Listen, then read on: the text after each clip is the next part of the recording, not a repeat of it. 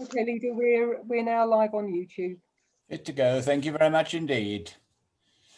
Well, good evening, members of the committee. Good evening, councillors, and good evening, members of the public who are watching us. Welcome to this, again, virtual meeting of the Waverley Executive. I'm Councillor John Ward. I am the leader of the council and I am the chairman of the executive and will therefore be chairing this meeting. I'm supported this evening by a number of officers, Tom Hall, the chief executive. I have strategic directors, Graham Clark and Annie Wrighton, Robin Taylor, who is head of our policy and governance, Borough Solicitor Daniel Bainbridge, and I also have the head of planning, Zach Elworthy. And as always, I have Fiona Cameron, who is organising this and keeping us on the right track. Councillors, you're all well familiar with this. But just as a reminder and to let members of the public know, please use the raise hands feature when you want to speak, so it's much easier for me to find you, as we have more than a screen's worth of people watching this meeting today on Zoom. If any members do lose their connection, we will slightly adjourn the meeting, hopefully so that they can contact us again. But only in the event of the webcast going down will we totally adjourn, either until we can set the connection up again, or until we admit to failure and have to adjourn the meeting. Moving to agenda item 1, which is the minutes of the meeting held on the 8th of September, which have been published on the website. Members of the executive, if you could hopefully approve these by unmuting and giving your assent. Agreed. Agreed. Thank you. Any against? In that case, I will sign those at a convenient time after this meeting, and thank you very much. I understand there are no apologies received, and we have a full lot of executive members here. And I understand that no declarations were received in advance. Does anybody have a declaration that has suddenly occurred to them or they feel that they need at this time in the meeting? Right, thank you very much. That is items 2 and 3 dealt with. We now move on to item 4, which is questions from members of the public. We have 2 questions from members of the public. They will both be answered separately by the portfolio holder for planning, Councillor Andy MacLeod. The first question is from Leslie Banfield, who is chair of the Hazelmere Vision Neighbourhood Planning Group. Ms. Banfield, the floor is yours.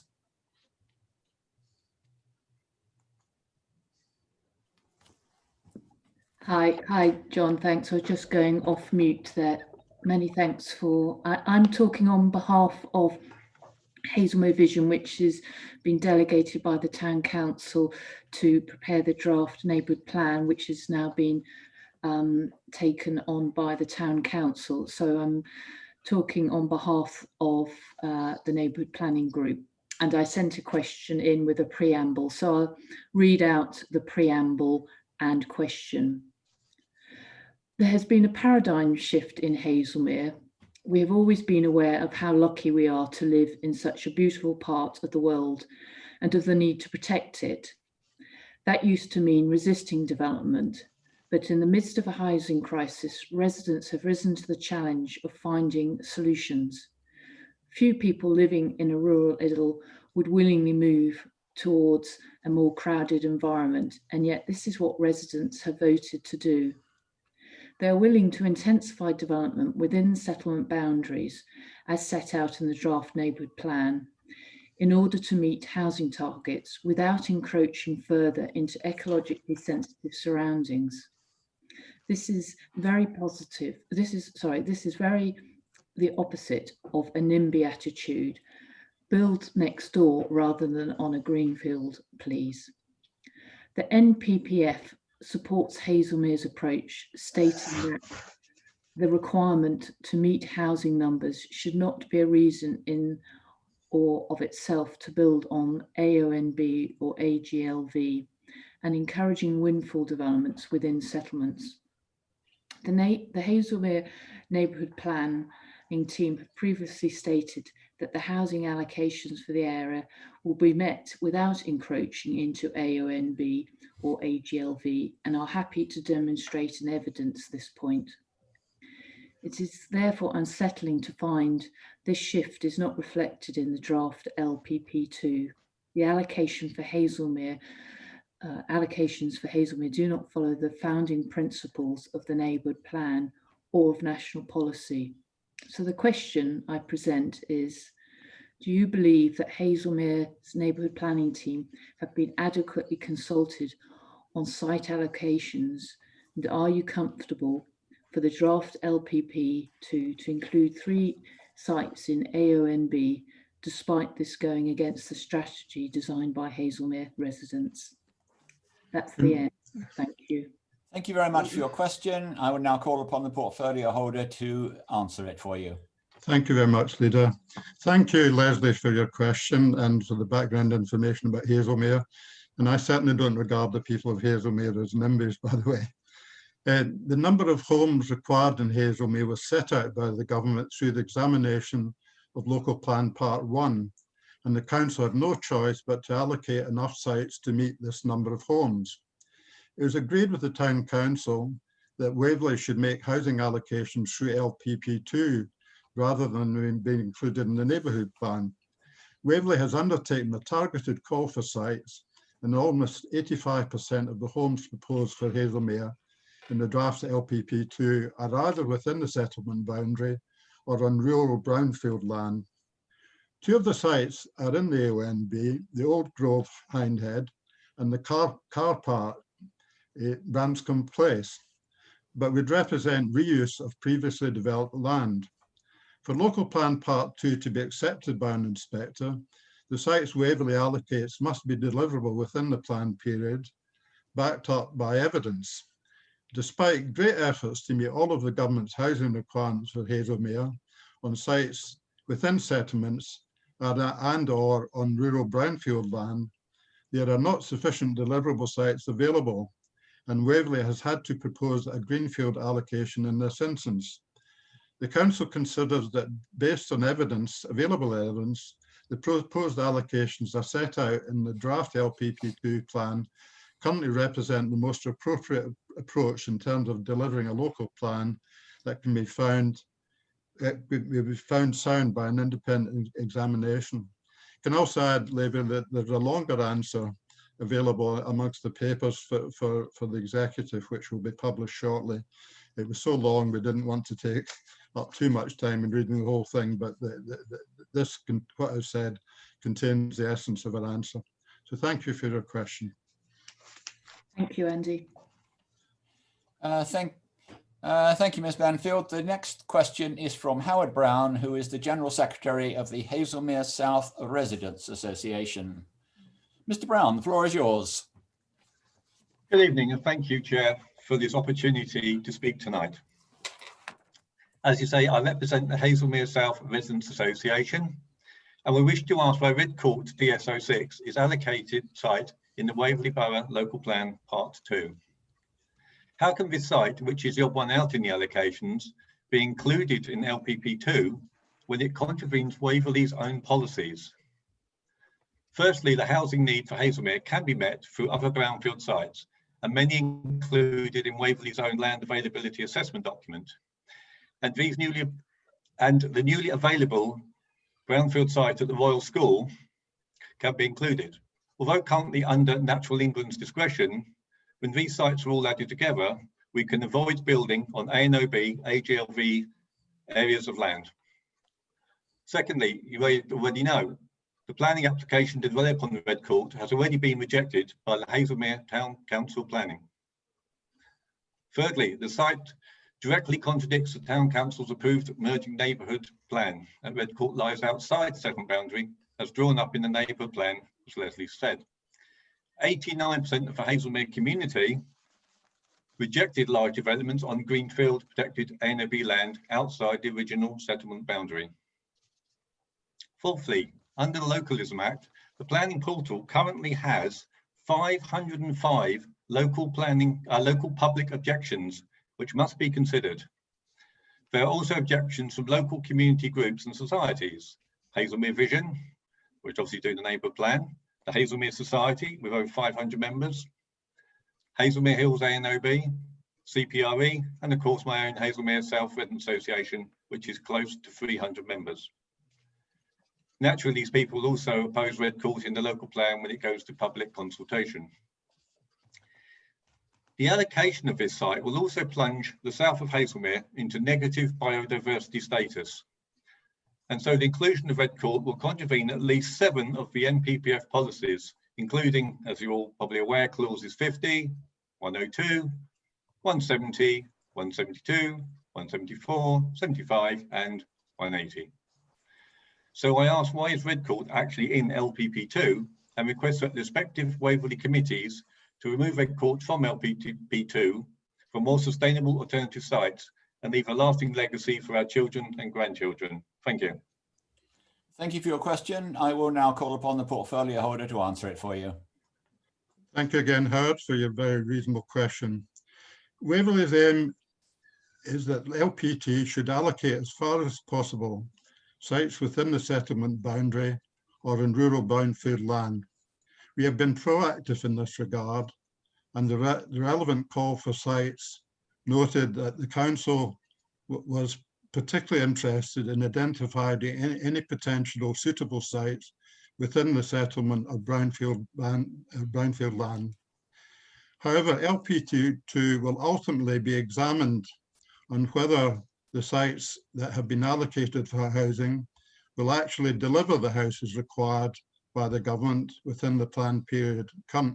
Currently, there is insufficient evidence to demonstrate this on all sites promoted to us. One such site is the Royal School, Farnham Lane, which lies within 400 metres of the Weldon Heath Special Protection Area. Based on the information provided during the call for sites, Natural England have advised that they would object to allocation of this site for a standard housing development due to the impact on protected bird habitats in the special protection area. As there are not enough sites either with the settlement or in rural brownfield land to meet the housing requirements set out by the government in Local Plan Part 1, Waverley has had to allocate a greenfield site. We are proposing Redcoat Scotland Lane because it is not within the ONB, is believed to be deliverable, and is considered to be the most appropriate in planning terms of the greenfield sites put forward to us. The current planning application for 50 homes at Redcoat will be determined on its own merits in due course and is not relevant to the executive consideration of Part 2 of the local plan. Thank you again for your question, Howard. Right, thank you, Mr. Brown. We now move on to item 5, questions from members. I don't believe there are any, but would you just confirm that for me, please, Fiona? That's correct, Leader. Thank you very much. We now move upon to leaders and portfolio holders announcements. At the last council, there were some interesting views expressed on this happening at either executive or council. One speaker wanted us to make it very much shorter or get rid of it, and one speaker wanted us to make it longer. I have considered these views carefully, and I have decided that we will continue both at council, at executive and at council, to have announcements from all portfolio holders, provided they have something which they think is valuable to communicate, which is not on the agenda. And certainly in current times, where particularly things like the COVID-19 situation and the unitary situation as regards Surrey are so fluid, I think this is actually a useful and essential thing to continue. My announcements, I have 4 things that I want to touch on.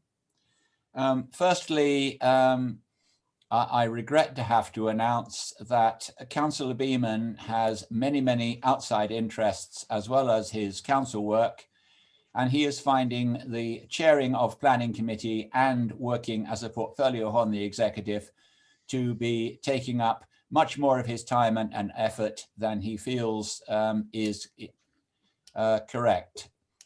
We have therefore discussed a way of lightening his load, and we have mutually agreed that he will stand down from the executive at the end of this meeting. So this will be his last meeting as a member of the executive.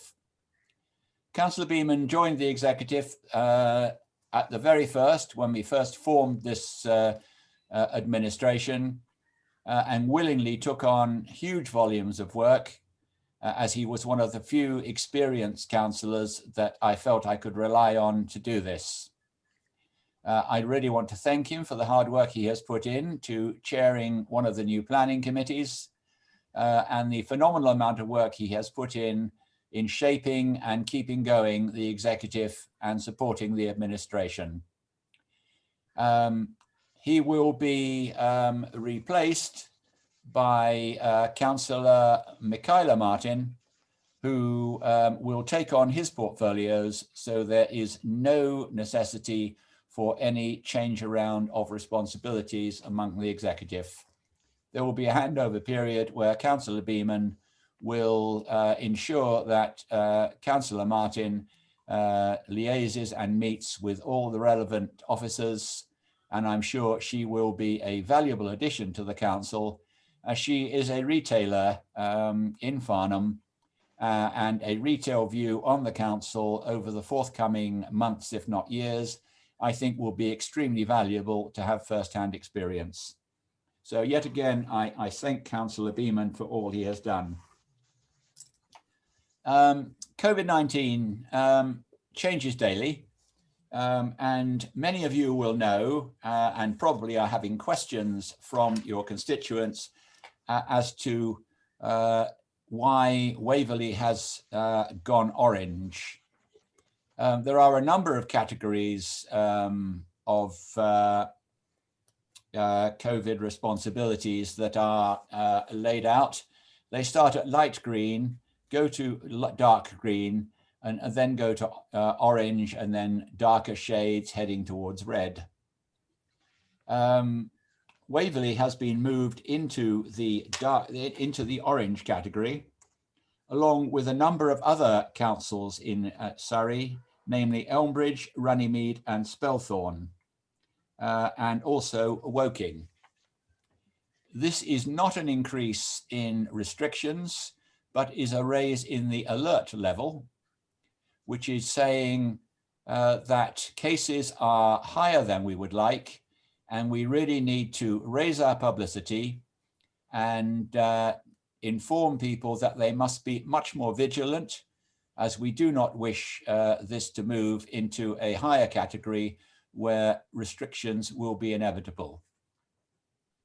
I should tell you that there are a number of criteria that are used for this, and this is a government decision which is handed down to Surrey, who then pass it on to us. So we are not the masters of our own destiny in this. One of the major things, obviously, is the number of COVID cases per 100,000 people. But there are a number of other things that the government looks at, including the trend, direction and speed of travel, and contact tracing intelligence. But as I say, we are not a party to those numbers, so we cannot challenge the evidence. We have to accept the government's decision, do our very best to publicise it to all our residents and warn them, which they will see from the news and from the local press, that things are getting higher here, and we do need a higher degree of vigilance in order to control this and to keep it down. I also need to comment on the unitary difficulties that we are having at the moment. As you are aware, Surrey have once said that their plan had effectively been consigned to the scrap heap, and then within days said that they are continuing to work on it. You will all have seen a number of FOI requests have gone into Surrey about the amount they have spent on it. it is clearly considerably in excess of the 100 to 150,000, which was the first announcement. The white paper has been delayed, and it is clear, although again, we are unfortunately existing on strong rumor or let's say leaks, for want of a better word, that this white paper is going to come back to us in the spring. It may well be in a different form, but it is clear that the government wishes to have some form of unitary councils in the country. It is also clear to us that some of the county councils are in close touch with the departments in Whitehall, and that they are being encouraged to continue spending public money preparing for the great day of unitisation. Therefore, the 11 councils in Surrey who totally oppose what the county council are doing are having to continue with their work. And we had our first all-councillor, I suppose you'd call it a brainstorming session yesterday, where all the leaders of the councils, the deputy leaders, the chief executives, and either the 151 officers or deputy leaders got together with our consultants, KPMG, and we really went through exactly the way we wish this to proceed. And KPMG have been round all the individual councils on a one-to-one basis. And as a result of what they have heard from us and what they have heard from the leaders collectively, they thought a combined session with everybody in the room would be an excellent idea. It was very largely a data gathering exercise for KPMG, but I think it is vital that many people feel consultation on a very broad spectrum is not done properly. And in this respect, some councils do have slightly different views than others.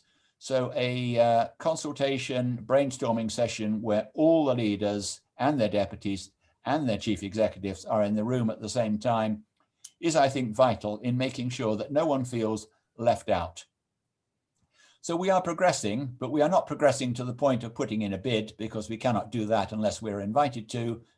But we are progressing, looking at ways that we can streamline, save money, or work better by cooperation with other councils around.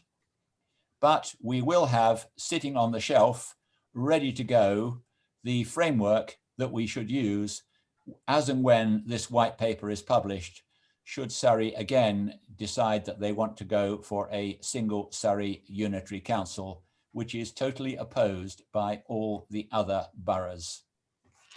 I think that's probably enough of me keeping you going at the moment. So I will call upon my other executive portfolio holders to give you a brief update of anything that has happened that is not on the agenda. First of all, Councillor Merriweather.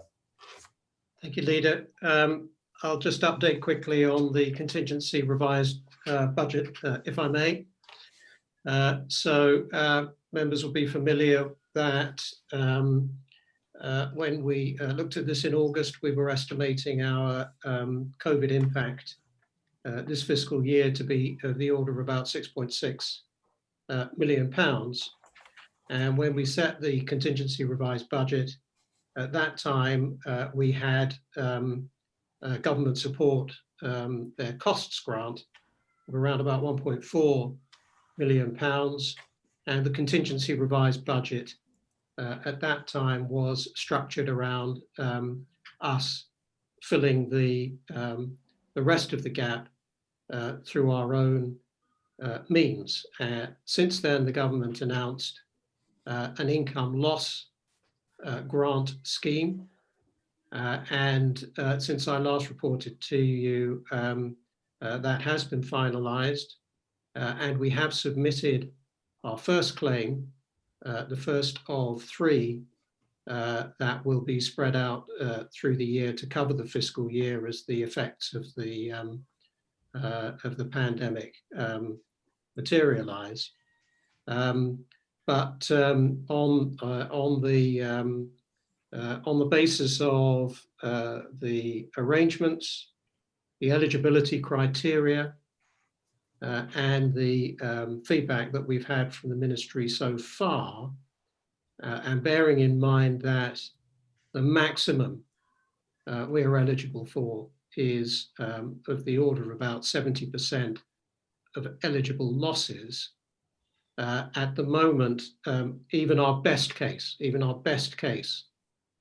is that government support combined, both the cost and the income loss grant, will be unlikely to cover 50% of our losses of our COVID costs this year. There are still plenty of variables there. We're still only in October, but otherwise our assumptions that went into the contingency revised budget generally are on or close to what we were expecting back in August. I'll leave that there, but I would just like to sign off, because I'm unlikely to speak again this evening, by thanking David Beaman for being a fabulous colleague over the last 18 months and a real inspiration to me. It's been a real privilege. Thank you. Thank you very much, Councillor Merriweather. I now have Councillor Williams. Thank you, Leader. I'll be brief. I'll also echo very much the final words of Councillor Merriweather in terms of David Beaman, whom will really miss his wisdom and his contributions on the executive. And it'll be sadder not working with you, David. Just very briefly, officers are continuing to work the support of members, with the support of the wider community, on our trajectory to net zero in our climate emergency action plan, as it is refined, shaped and improved for presentation to executive in December. And I would just sort of issue the reminder that the wider public consultation on the climate emergency, the Waverley Climate Survey, remains open for a little bit less than a fortnight more now, as the survey closes on Friday, October the 16th. So there is still time for residents who haven't yet responded and participated in the Waverley Climate Survey, do so, and I would very much urge that residents who haven't yet done so do so within the next week or so. Thank you, Councillor. Councillor Rosamond.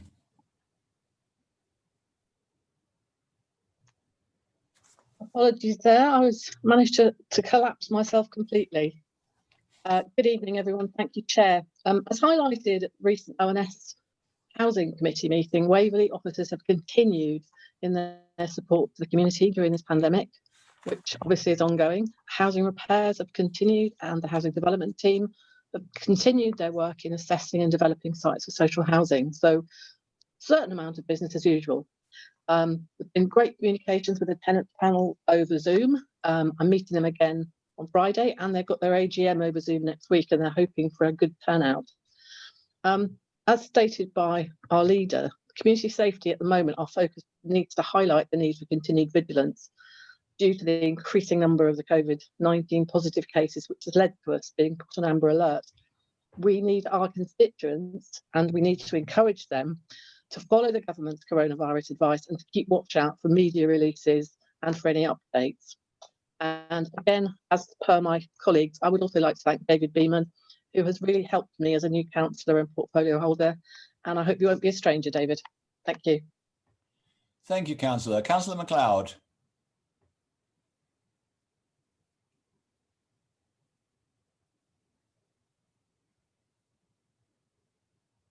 You're muted.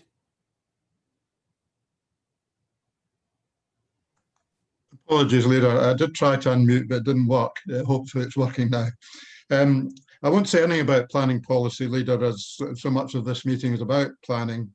But I will say something briefly about Brightwells, which is my other main responsibility, just to update people on the latest situation. We had a meeting of the Brightwells board last week with representatives of Crest Nicholson and of Surrey. Surrey's involvement, of course, is that they're investing in the retail part of the scheme. And Crest, of course, will be selling the flats partly to a housing association for shared ownership housing and partly on open market housing. Because of the importance of this project, I was pleased that the leader and the deputy leader attended the meeting. We had found that they were dealing with a new team of people from Crest Nicholson, actually, from the managing director down, that they're making a sort of fresh start, if you like, and they're trying to display, or they are displaying, a new level of confidence, if you like, about what's happening in Brightwells. They've told us that the opening of the scheme will go back from March, which is the original idea, to July. That's actually quicker than we had expected because of the delays in COVID. We thought it would go back further, but they say that they're determined to do it as quickly as possible. So the retail will open, the restaurants and the shops will open in July, and the cinema about a month later in August.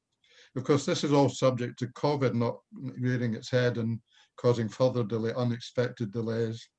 The other thing we obviously discussed with them is how they're doing and renting out the shops. And at the moment, it's not a wonderful picture. And at the moment, they've only got the 2 anchor sites, the Marks and Spencer's retail food store and the Real Cinema, and 1 retail shop, which is a small clothing company called Sea Salt.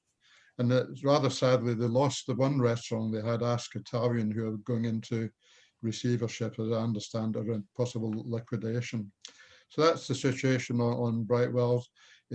Crest are still expressing confidence that they'll be able to do what they do. They're not expecting to fill all the shops but for the opening date, but they're expecting to do it over something like a two-year period.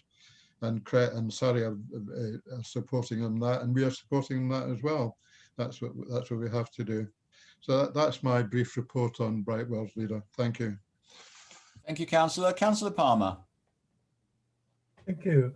A few points. I'll cover off-street parking later as it's on the agenda. As at previous executives, I can update on the use of our parking areas.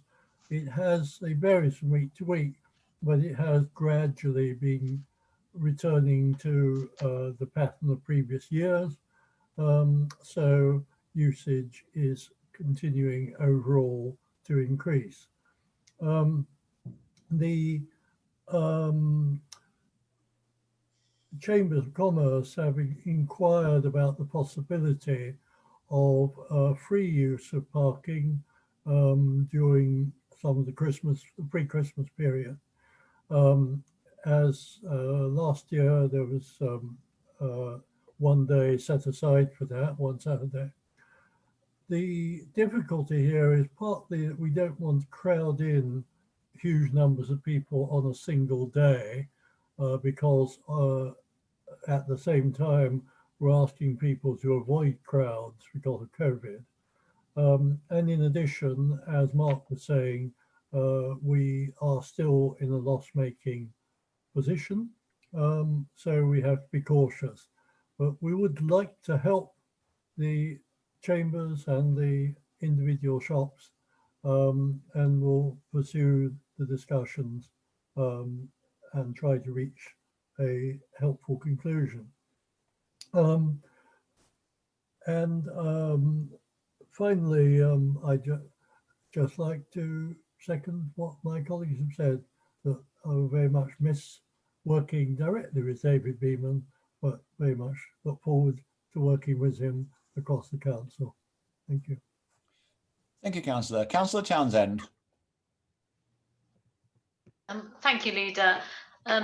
As I will be presenting the pesticide policy later, I will reserve my comments until then, but I would like to add my huge thanks to Councillor Beaman I took over part of his very heavy workload when I first became portfolio holder, the leisure part of it. And he was really kind and generous and helped me a lot and handed over and, you know, told me lots and lots of important information. So I really much like to thank him for that, and for his you know, measured counsel at all times on the executive. I know he's not going very far, but he will be very greatly missed. Thank you, Councillor. Councillor Clark. Thank you, Leader. I would also like to send my best wishes and thanks to David Beaman, Councillor Beaman. I'm sure he'll have more time for his hobbies, which I believe are needlework and painting by numbers. So good luck to you, David. On a more serious note, I'd like to quickly update everyone on 3 areas this evening: facilities, Surrey Police, and customer services. On the facilities side, our facilities team at the Burries is at the front line and responds to any changes to the COVID advice from the government in terms of access to the Burries building, sanitising, provision of antivirus solutions and protective screens. This work is going to continue for the foreseeable future. So I would like to thank the facilities team publicly for all of the work they are doing to make the Burries a safe place for all members of staff and the odd councillor who returns can return to the office. With regard to Surrey Police, the Burries is now the base for over 40 police officers from Surrey Police, many of whom used to be based at Guildford. As well as now renting out almost 20 of our car parking spaces, they have asked to increase their office area accordingly. So we will be looking at what we can do to accommodate them. Of course, the simple fact is that we are only in a position to do this because of the tremendous shift in the way we are all working and the space that frees up, both in the car park and the office building. Not forgetting, of course, the increased rental income, which is very welcome under the current climate. Finally, on customer services, I'm pleased to report that our new customer service centre went live yesterday, Monday the 5th of October. And over the next few months, we will have the ability to gain a more granular and coordinated feel for the numbers of inquiries from our residents and their subject matter. This will help inform any changes that may be required further down the line. Meanwhile, work continues behind the scenes, excuse me, creating a fully integrated customer database, which will capture data from across all services that the borough provides. Also, as of yesterday, the Burries is once again open to members of the public. But of course, due to government guidance, this will be on an appointment-only basis for the time being. And in Farnham, our customer service desk within the town hall is now moving and will now be offering appointments for Farnham residents in surrounding villages in the Memorial Hall. That's all from me, Leader. Thank you. Thank you, Councillor Clark. I have Councillor Beaman next. Yes, thank you very much, Leader. Very many kind words. I must say I'm very appreciative of them all. And in fact, it's been a privilege to serve in this administration, which I believe has done a lot to point the way forward as to how local government should be done in a proper way, in my book. And in fact, but you're not getting rid of me that easily, I'm afraid. I'm still going to be chairman of the Western Planning Committee, and I am still going to be an active backbencher, that I can assure you. The Leader mentioned that I have many other interests, and indeed these are quite considerable, and this is why we've come to this mutual agreement to put in. I am still going to be one of the 2 independent councillors representing the national sector of the Local Government Association on the Environment, Economy, Housing and Transport Board. I'm still chair of the South West Surrey Disability Empowerment Network, and I have many other interests as well. I'm a trustee of Creative Response, a trustee of the National Bus Archive, and I could go on several more. But the words you've expressed are truly appreciated, And believe me, I am not going very far, that I can assure you. And in between, I'll try and fit in the needlework and whatever Peter Clark thinks I do at other times. Thank you very much. Thank you, Councillor Beeman. And again, my thanks. To wind up, Councillor Follows. Thank you, Leader. If I may very quickly speak as in my capacity as Armed Forces Champion for the borough, although members and residents will know that in the main our towns and parishes plan locally acts of remembrance, the government guidance in regards to COVID will cause some limitations this year, as many of you will be aware of. And I just wanted to highlight the way we will continue to support, to provide support to our towns and parishes as they try to provide safe and community acts of remembrance at this difficult time. In terms of the COVID change status that the leader mentioned, obviously this will have some impact on our communications, and that's where you will likely see most of the difference as we step up those comms. They will be reinforcing exactly the sorts of messages that Councillor Rosamond discussed in terms of following the government guidance. I'll very quickly just respond to the comments from the members of the public in regards to Haslemere. I am alongside Councillor MacLeod, the Mayor of Haslemere, and also the County Councillor for Haslemere, meeting Natural England to discuss their objections tomorrow in Haslemere. And very finally, thank you, David, Councillor Beeman. I first met you a number of years ago, it feels now, and remember standing outside Rainey Church on your by-election, trying to, I think I was probably fighting you at the time, but things change, don't they, David? So I think many of you will know that you are in many ways an inspiration to many, and it will be a great loss to the exec. And I jokingly said in our meeting this afternoon that it would take 3 meetings to miss you, but I think it will be a lot shorter than that. So thank you very much for everything you've done, David. Thank you very much, Councillor. We will now move on to the main agenda item, which is item 7, which is the Waverley Borough Local Plan Part 2, Site Allocations and Development Management Policies. And I call upon the portfolio holder, Councillor Andy MacLeod, to present it. Thank you, Leader. Before I move to that subject, I must say I'm feeling incredibly embarrassed that I'd written in very large letters under Brightwell, in my Brightwell's note, David Beeman.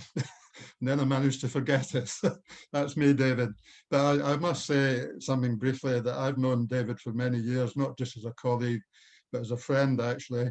And David achieved something that's always very difficult in local politics. He became a councillor as an independent councillor many years ago in Farnham Town Council. And I've known David back long before even the Farnham Residents Group got together. So I'm very grateful for David for his friendship and for the good advice he's given me over the years. And I must apologise, but that's typical of me, David, just to write something down and then forget all about it. So hopefully I've slightly redeemed myself. To come to the item now, Leader, of the Local Plan Part 2, I'd like to put LPP 2 in context, if I may. First of all, by looking briefly backwards. LPP 1 was adopted under the previous administration, and that was in 2018. And a great deal what again under the previous administration was carried out in LPP 2. So what you're seeing in the papers tonight is very much based on that original work, and which we inherited from the previous administration. However, there are some key differences, and these are set out in the executive report, starting in paragraph 5.1. I won't go through them all because there's so it takes so long to do that, and in many ways the document speaks for itself. But I'd like to put LPP2 in context in another way, looking forward, because the government, as I think most people know by now, is running 2 very important consultations. One on the changes to the current planning system, which they're hoping to bring in by the end of this year, and changes to the planning, much more fundamental changes to the planning system, which will require legislation and so on. It will probably take somewhere 18 months to 2 years to happen. And the outcome of these, particularly the way that the housing targets are going to be calculated, what's known as the standard method, that would actually potentially change Waverley's annual target from 590 dwellings a year to well over 800, about 830 dwellings per year. And the consequence of that, actually, that's the thing happening, is that currently we've got a 5-year housing supply, 5.3 years in fact, But if the government brings in this sort of calculation, and particularly if they force it quicker than the next the anniversary, the 5-year anniversary of our local plan, when we would have to relook at it anyway, if they force it quicker, we would find ourselves in the position of not having a 5-year housing supply. Returning to LPP2, it's a very substantial document, 191 pages long, which largely speaks for itself, so I'm not going to try to summarize it here. But what I want to do is to thank Zach and his team, and particularly the planning policy team under Graham Parrott, for all the work they've done in this. There's been a tremendous amount of work done in this. It's a very big task, and it's happened over several years, I say, even going back into the previous administration. And we're very fortunate to have the continuity of Graham and his team. There's another thing I would like to cover, actually. It's something I've been requested to do by the planning policy team. There's a great deal of interest in water issues, in fact, particularly in the Hazelmere area. And I'd like to read out a statement which Graham and his team have prepared for me, which perhaps will help in any discussions we have on LPP2. This goes: during the consideration of Local Plan Part 1 and the early preparation of Local Plan Part 2, Thames Water have not specifically objected to the overall quantum of development planned for Hazelmere over the planned period from 2013 to 2032. In response to concerns around water and drainage infrastructure, Thames Water attended an all-members briefing in November 2019 to explain their approach to planning for future needs. In response to comments from Thames Water made during earlier consultations, we have proposed a new policy, DM3, which is on page 17 of the plan and page 49 of the agenda. This says that where there's been identified that a proposed development will result in the need to upgrade off-site water and wastewater infrastructure, the council will, where appropriate, apply phasing conditions to any approval of planning permission to ensure that occupation is aligned with delivery of necessary infrastructure upgrades. It is worth noting that the forthcoming consultation will provide the opportunity for Thames Water and the other water companies to make further comments on the plan, including this new policy. There's more information on this issue in the committee report, paragraphs 7.14 and 7.15 on page 14 of the agenda, and in our response to the comments from the ONS committee on pages 226 and 227 of the agenda. That's the statement on water issues, which the planning policy team asked me to read out, Leader. And that's really the sum total of what I want to say in introducing this item. Thank you, Leader.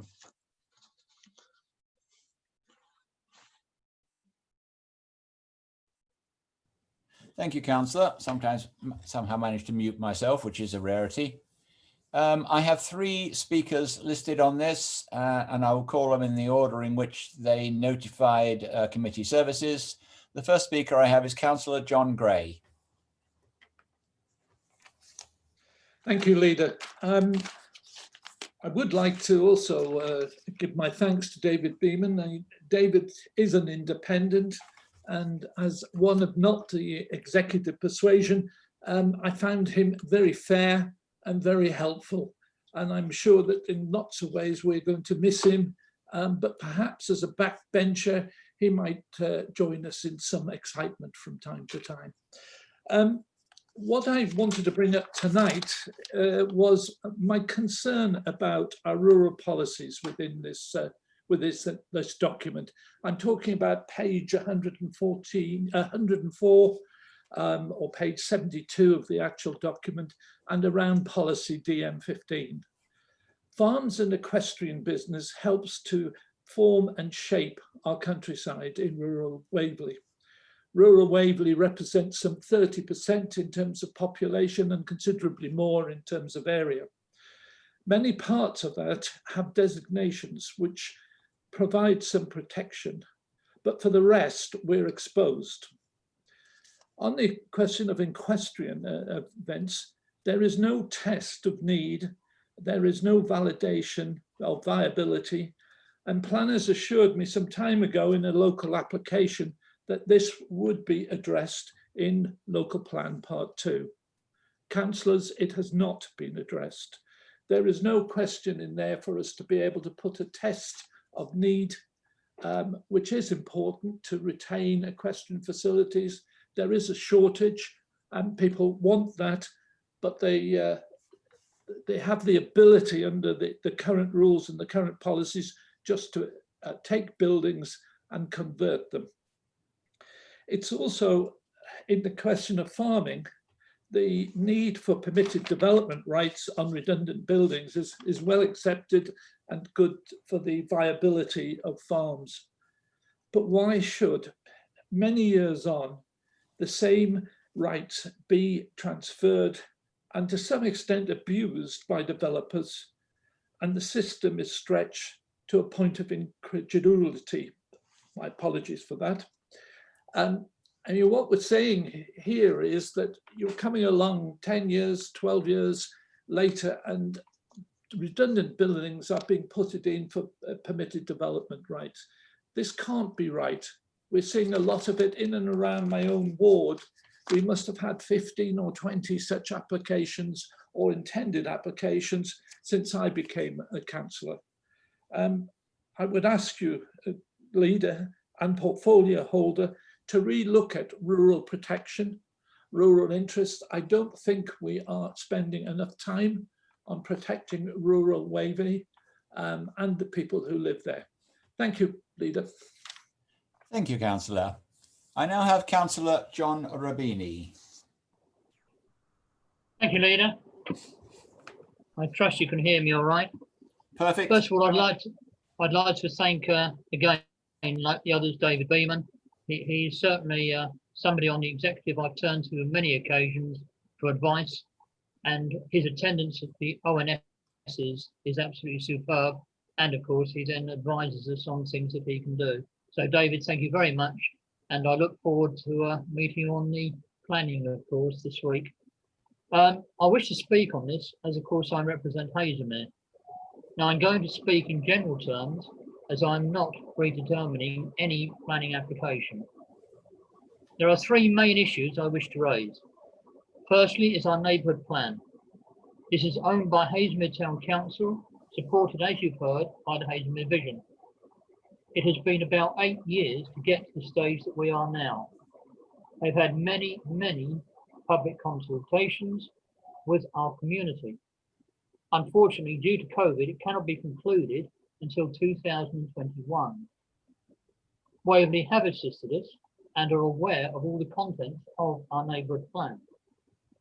It is apparent from this consultation and a recent planning application that the community are very much behind brownfield site development and against the many protected sites, including AGLV and AONB, plus Surrey Hills and others.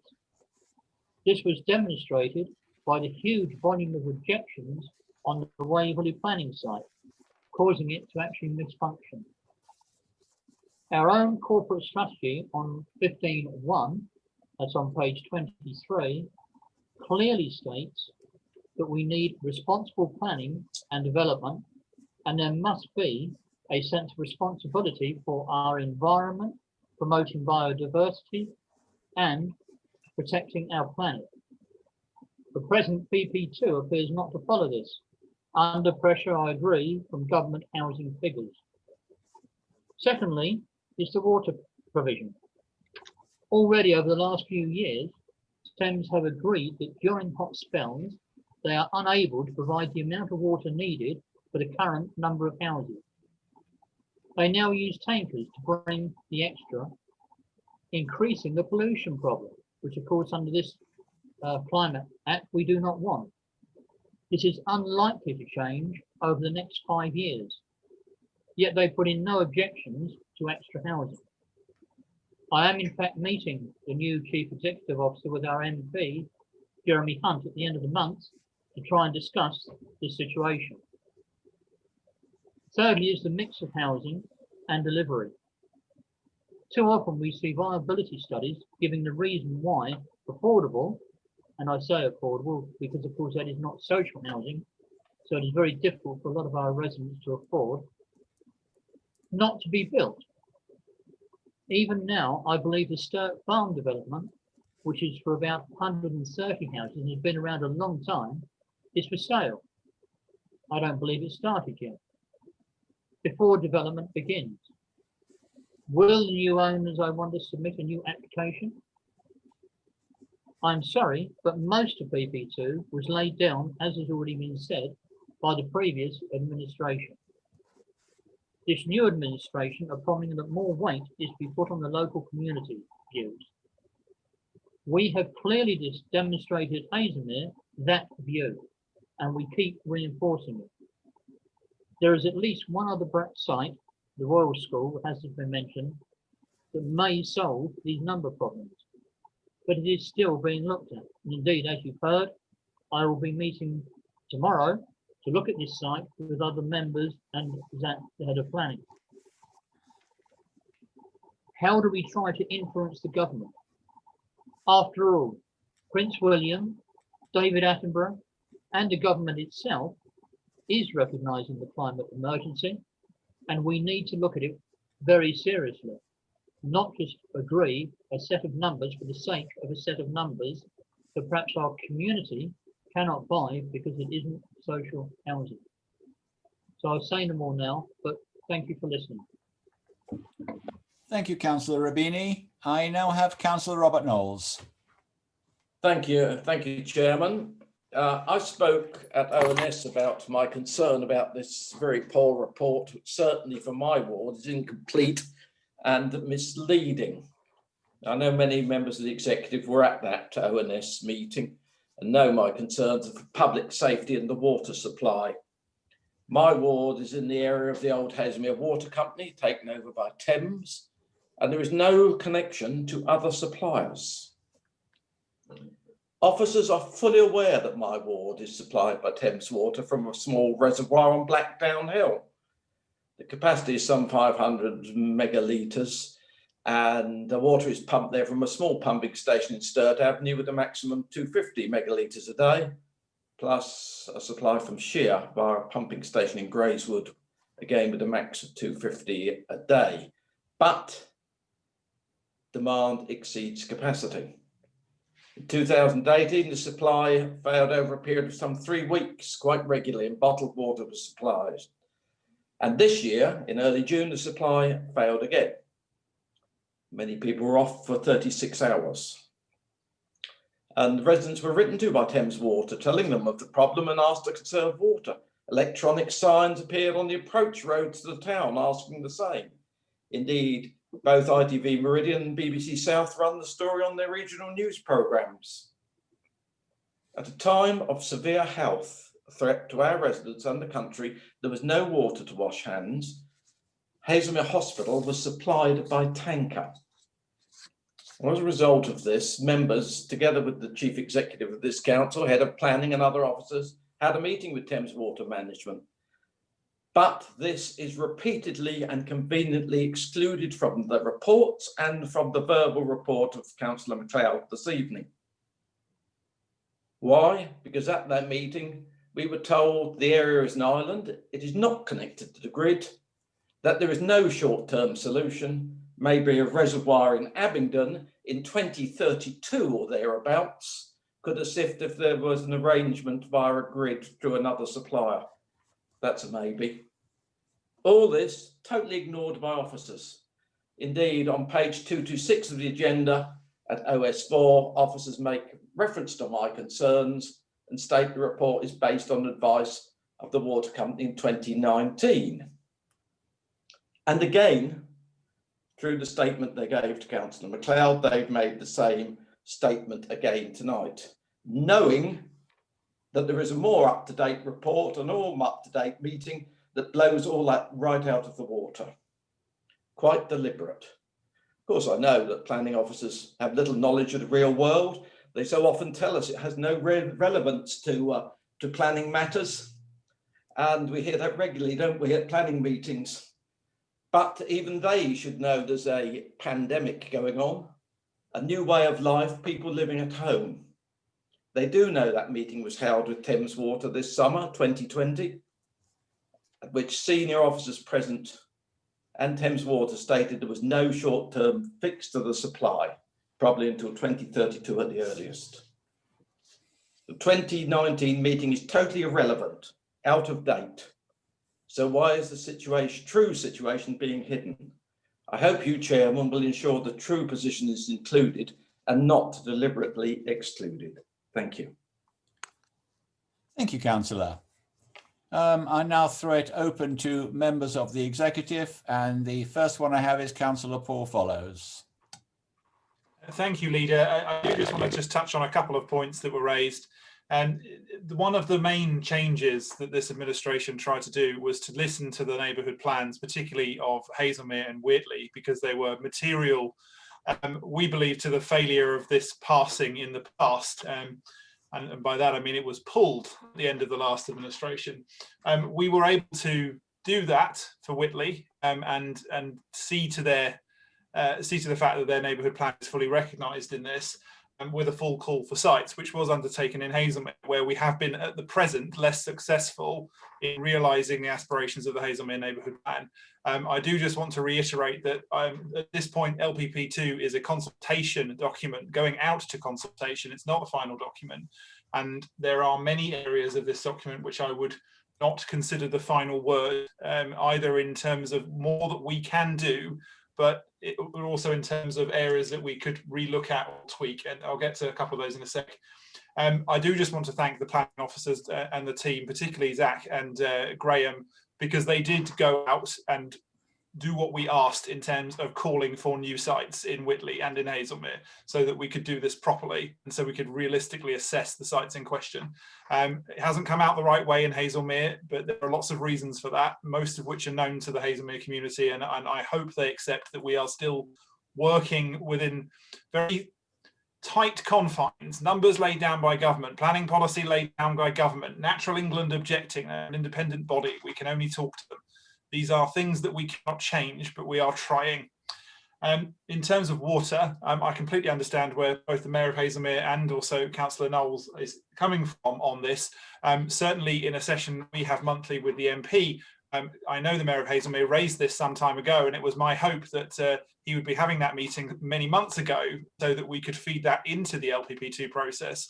And for various reasons that hasn't happened yet, and I know is happening soon, but it means that we can't feed it into this. The point I would just raise to that is, once again, we acknowledge that there's water issues here. I mean, I sat in that same meeting as all as you did with Thames Water. I completely understand where you're coming from. Can we adjust the numbers based on that fact? Does the government allow us to reduce the numbers we have to put in this plan because of that fact that we all know? No, they don't. And that is a serious issue that needs to be taken up with government, that we are, I won't say in the same boat, because there's not enough water to float it on, frankly, in some of these parts of Haslemere. So we understand where you're coming from this, and I hope you will work with us to try and resolve those, as I know Councillor Rubini is, and I know others are here too.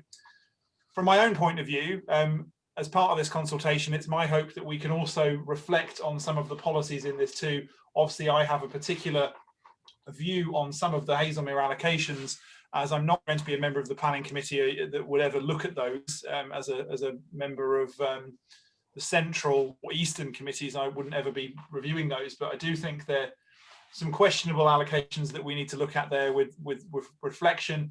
And I would also flag things like DM33, which Councillor Townsend and I both would like to take another look at on the Downs link. So there's a few areas in here that I think that most of us acknowledge in advance we're going to take another swing at during the consultation period. But I think it would be improper of us to stop this plan, which takes a long time to go through this consultation process. I think it would be improper for us to pull the whole thing because of a couple of issues.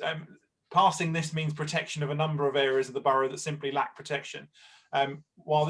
And actually, I think there is a value to openly and transparently discussing the issues of it in a consultation setting and reevaluating it based on that feedback. So if this were this copy that were going to the Secretary of State, I'd be arguing that we should vote against it right now, but it's not. And I have every confidence that consultation will get us to a more perfect place, not a perfect place, but a more perfect place by the time it comes to the final version. So I hope you will take some assurance from that, particularly Haslemere members, that we aren't finished with this yet. Thank you, Councillor. I have Councillor Townsend, followed by Councillor Williams. Thank you, Leader. I have to echo what Councillor Paul Follows says about the ability to change things based on the water supply, or change the numbers, or change the granting of planning applications. As many people probably know, I have lobbied on this actual exact same situation, problem for a number of years. I do very much support the inclusion of the policy, which is DM3, and Councillor Knowles might actually remember me sitting at planning committee meetings of the JPC, advising the members that the water supply, the shortcomings of the water supply, and also of water quality issues in Cranley Waters. Councillor Knowles might remember that. Cranley also suffers from frequent interruptions in water supply, and also exactly the same now as Haslemere and parts of Farnham. We experience tankering, having to, in times of hot weather, having to actually boost the supply, and also bottled water is becoming a common occurrence. Several deliveries a year now, people having no water at all in their taps. So it is a serious issue. It is a serious problem. Again, previously I lobbied the previous administration to get a full water cycle study done as part of Local Plan Part 1, which would have looked at water resources, water quality, and flood risk, and it was a missed opportunity. After considerable pressure from myself and members of the Cranley Civic Society, we managed to get a high-level study which was basically a desktop study, which looked at the water quality issues only. So it is regrettable. It was regrettable that wasn't addressed at the time, because it may have assisted with phasing of housing. But yes, it is a serious problem now, and continues to be a problem. However, I hope that Councillor Knowles will also be taking this up with his MP. Unfortunately, we were due to have one of our meetings with our MP, the first of our flood forum meetings, which covers issues like this, last week, but that was cancelled. But we will be taking it up with our MP as well. Thank you. Thank you, Councillor Townsend. I now have Councillor Williams, followed by Councillor MacLeod. First of all, I would want to say that I completely empathise with the heartfelt plea from Councillor Rubini for environmental considerations be taken into account. One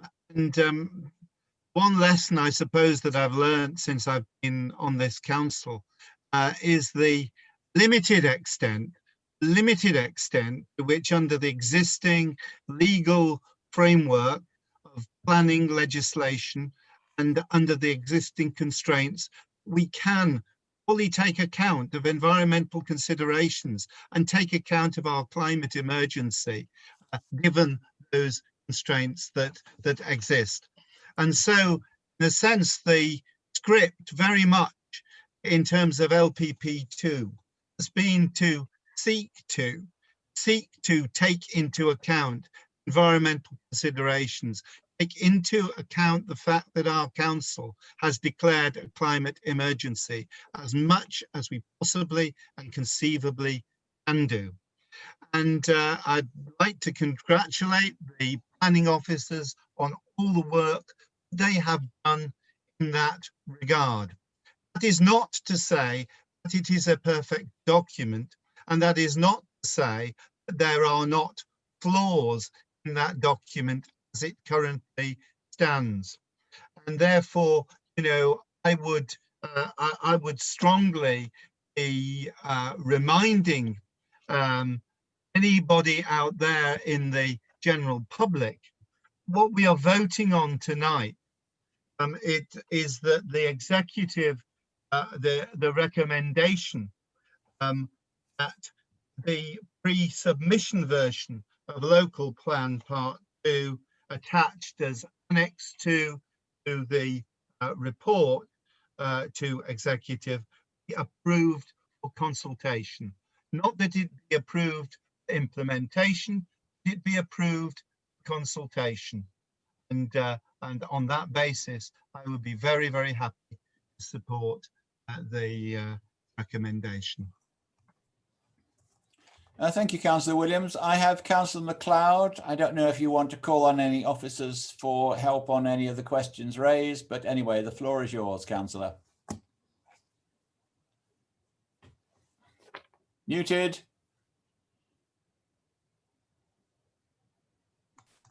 That is my fault. Better. I'll briefly talk about each of the questioners.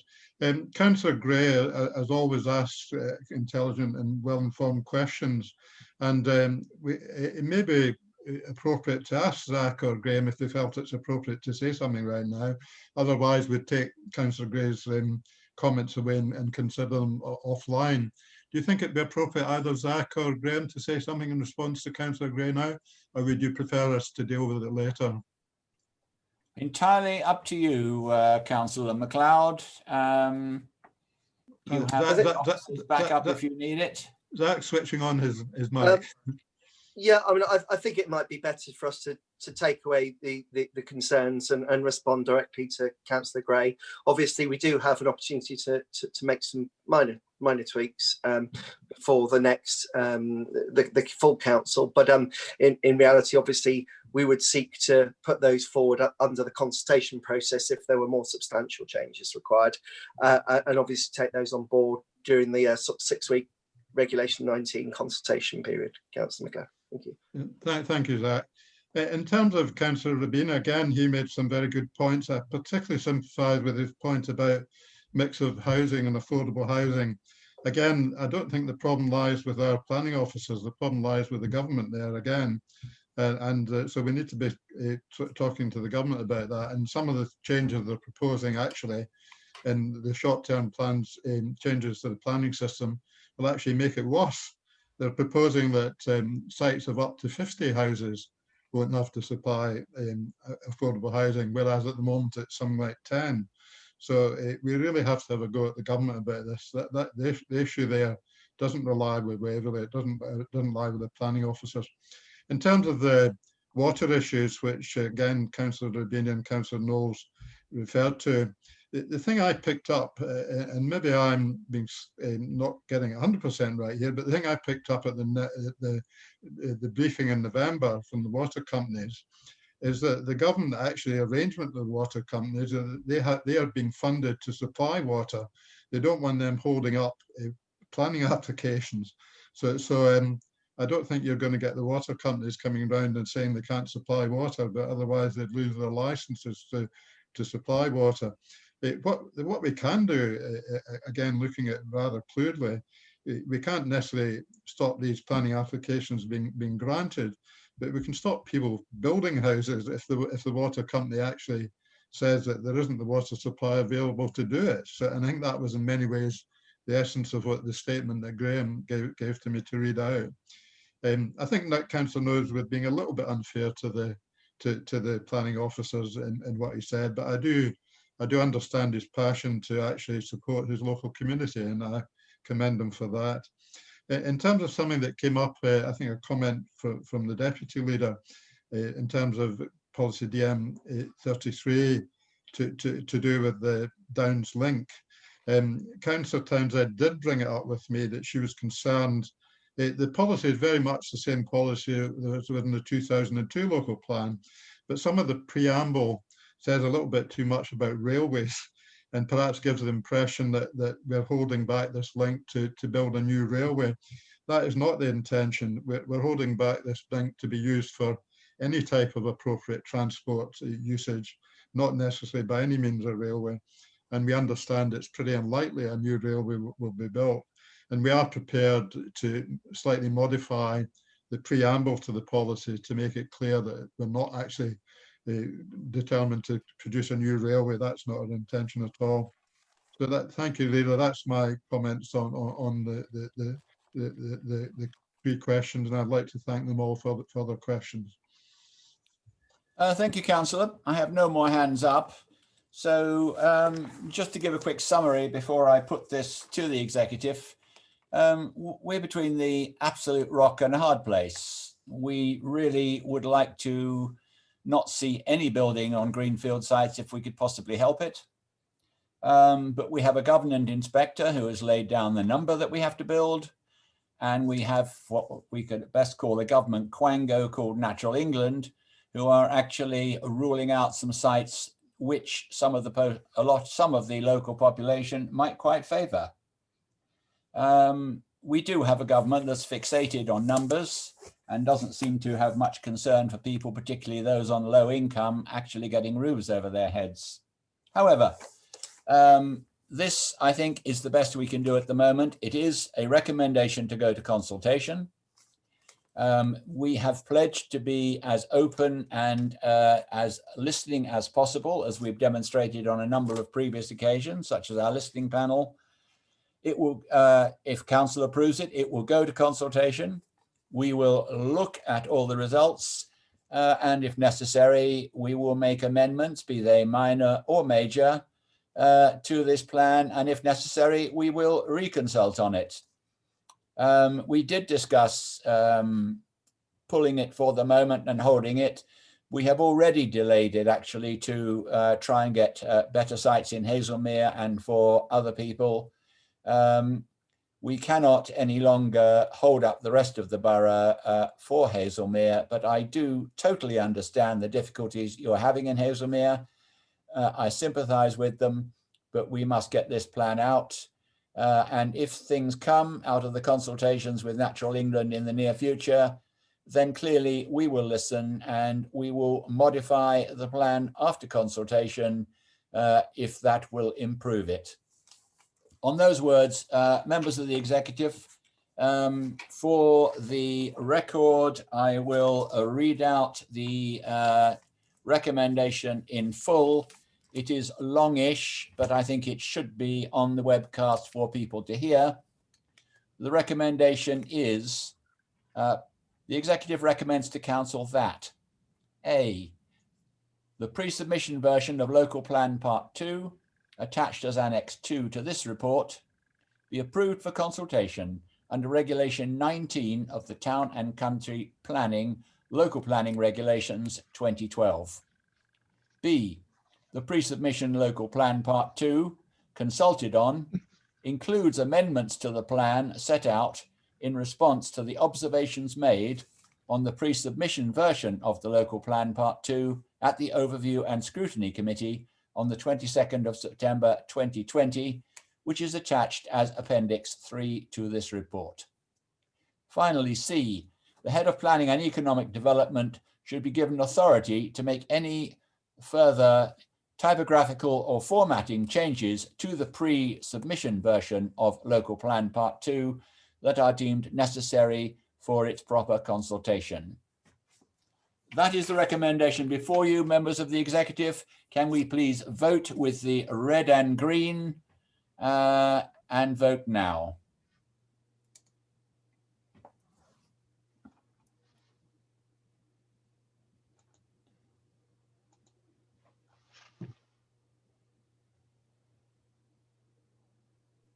Leader, I have 10 green ticks, so that is carried.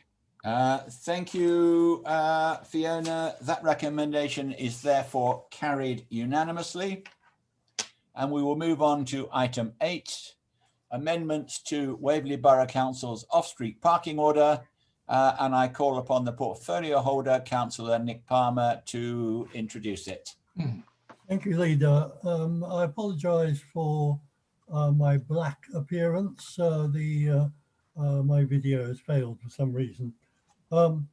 This is a number of minor tweaks and incorporation of existing regulations, as well as uncontentious additions to the off-street planning regulations. It was put out to consultation. There have been no objections, and I would like to recommend that we move to approve it. I think it's entirely uncontentious. Thank you very much, Councillor Palmer. In addition to no objections, I have no councillors down to speak. And a quick look, I have no hands raised by the executive. So I will put the recommendation to the executive. The recommendation is that the executive recommends to that council approves the making of the Waverley Borough Council off-street parking places order 2020. Can we please vote red or green?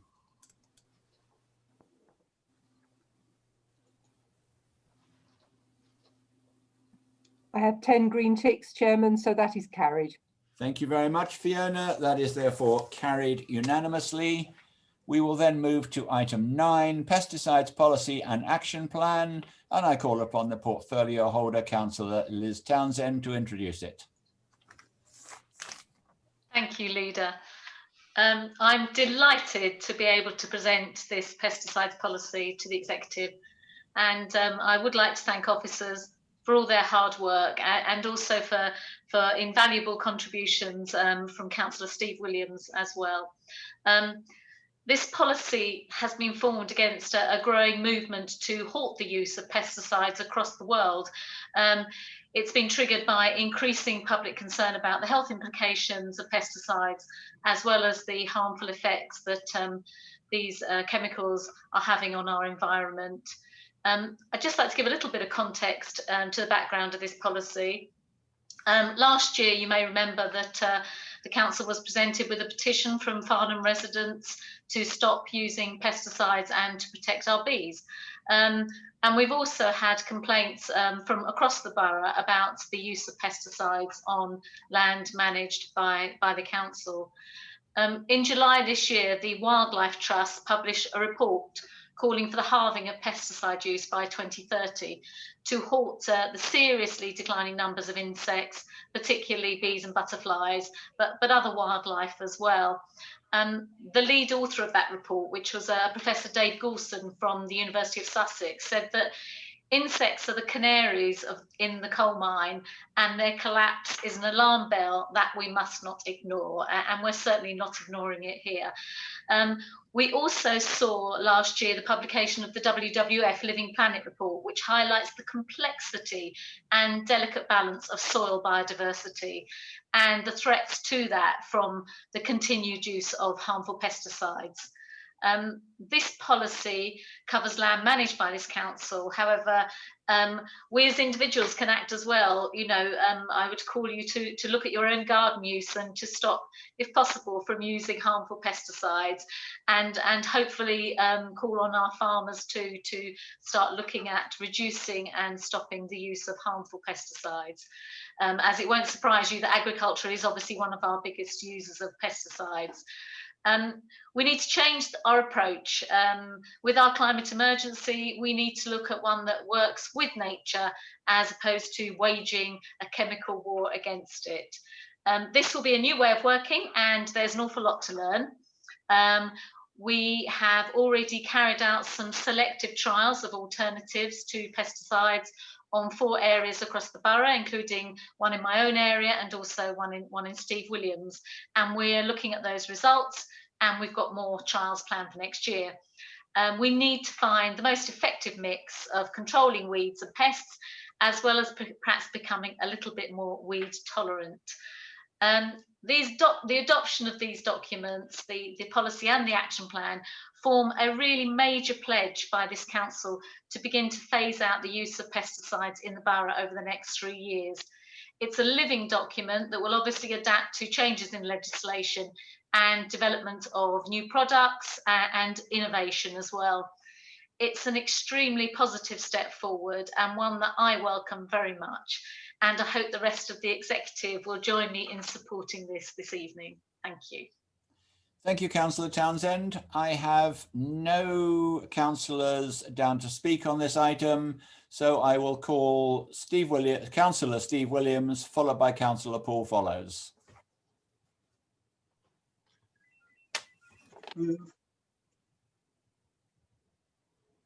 Hi. You must be muted. Okay, am I unmuted You're now? all right now, go ahead. Okay, thank you.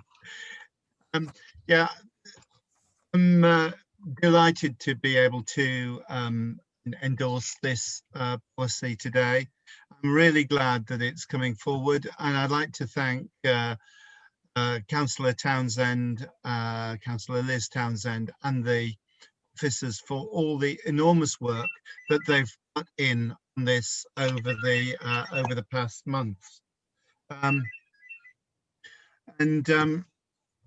We did make it clear as an administration that when we came into office, we would be promoting biodiversity.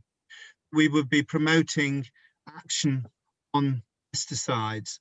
And as Liz pointed out, this has been discussed by the executive before. And if we go back to the executive meeting in March that was referred to, where a petition was being presented, and a question was asked about our policy on pesticides and herbicides. And I remember at that meeting, I noted that there was then at that stage a draft pesticide policy that was going to Environment Overview and Scrutiny Committee and then coming to executive.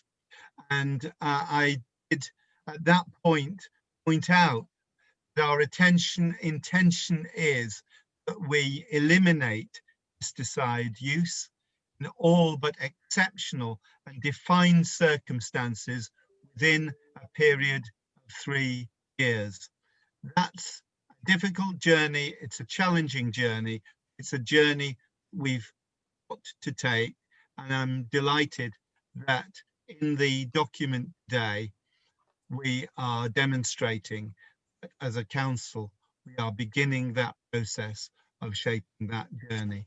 So thank you for presenting that policy. I'm delighted to support it. Thank you, Councillor Williams. I have Councillor Follows.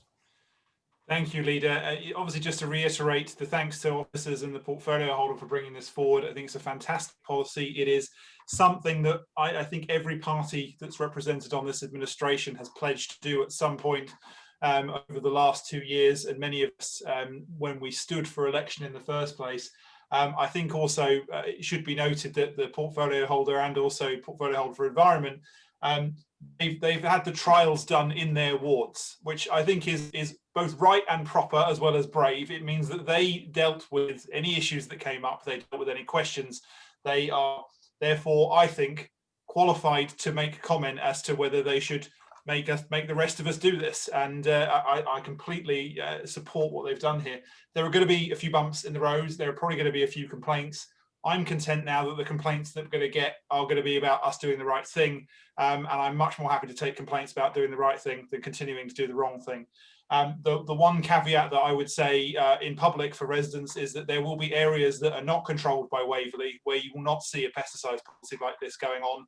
And I would urge you, when you see that, to contact your borough councillors to let them know, but probably your county councillors, which is almost certainly the areas where it won't be being done under a pesticides policy like this, and tell them that's what you want. Because it is about making these other organisations in local government do this too. I know that most of the towns and parishes where they're able to and control this sort of thing will be jumping to do so. I'm certain that Cranley, as the portfolio holder, is also chair of that, will do so. And I certainly will be pushing similar alongside Councillor Williams in Godalming, and I know that will be the case across the borough. So thank you very much for bringing this forward, and I very wholeheartedly support it. Thank you, Councillor Follows. I have no other hands raised, so I will put the recommendation formally to the executive. The recommendation is that this executive recommends the pesticide policy and action plan for adoption by the council, and to note the following. the Pesticides Policy and Action Plan will be a living document, and following adoption will be amended and updated to reflect ongoing changes in legislation, industry practices relating to advances in technological and product availability in respect of alternatives to pesticides.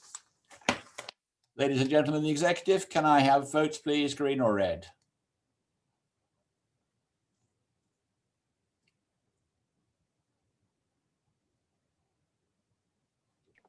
That's 10 green ticks, Chairman, so that's passed.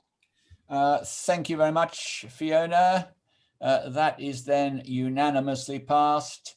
And that is the last item on our agenda. We do not have to go into sealed bunker or exempt. So thank you all very much for attending. Thank you, members of the public who've been watching and other councillors. And this meeting is closed. Good night. Good night. Peter, good night. Good night. Leader. Right.